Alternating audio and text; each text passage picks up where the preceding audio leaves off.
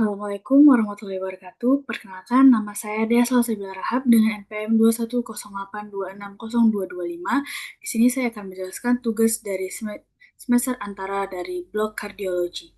Baiklah, di sini saya mengambil judul mind map dengan emergency hipertensi, yang dimana untuk definisinya sendiri ialah kondisi darurat medis yang ditandai oleh peningkatan tekanan darah yang sangat secara tiba-tiba dengan tekanan darah sistolik lebih dari 180 mmHg dan atau diastolik lebih dari 120 mmHg dengan disertai kerusakan organ target akut.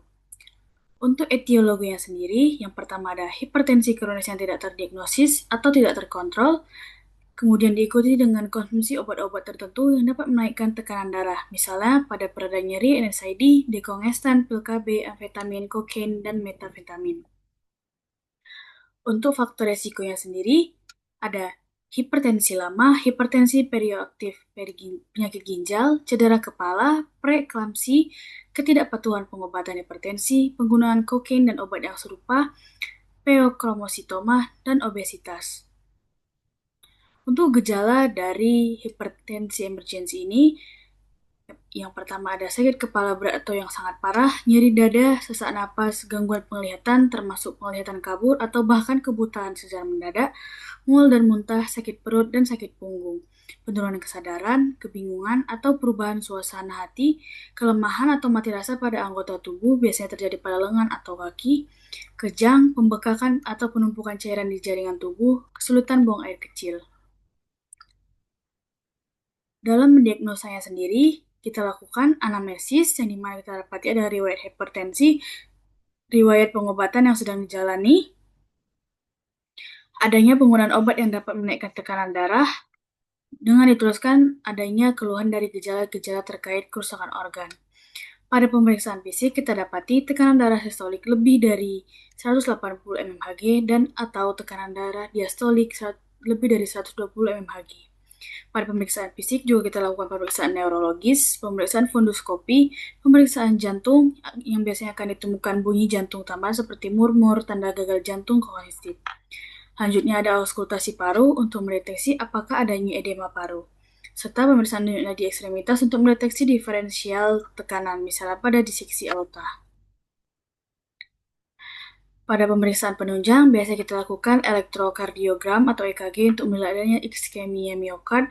Kita lakukan foto ronsen toraks untuk mengevaluasi jantung dan paru. Kita lakukan tes darah seperti fungsi ginjal untuk melihat kreatinin dan ureum, elektrolit, darah lengkap, marker jantung jika kita curigai keinfarkt.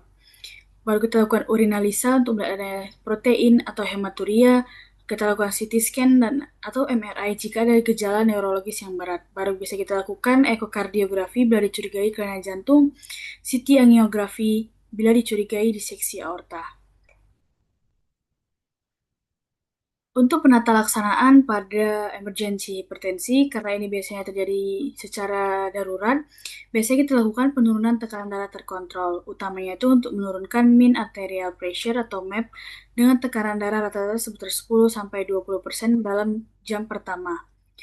Penurunan lebih lanjut sekitar 25% dari MAP awal dalam 24 jam berikutnya. Selanjutnya kita lakukan pemberian obat antihipertensi injeksi pada hipertensi emergensi bergantung pada presentasi klinis atau kerusakan organ target yang dialami. Jenis obat yang biasa diberikan adalah belatol, nicardipin, nitrogliserin, esmolol, nitropursid. Selanjutnya ada komplikasi dari hipertensi emergensi ini. Yang pertama ada serangan jantung, gagal jantung atau diseksi aorta, ada stroke, iskemik atau hemorrhagic, ada gagal ginjal akut, kebutaan permanen, hingga eklamsi, biasanya kejang pada hamil. Baik, mungkin itu saja yang bisa saya jelaskan dari emergensi hipertensi. Ini adalah referensi yang saya gunakan dalam membangun dan menjelaskan mind map berjudul hipertensi emergensi tersebut. Baik, jika ada saya salah kata dalam menjelaskan, saya mohon maaf. Saya tutup dengan bacaan. Wassalamualaikum warahmatullahi wabarakatuh.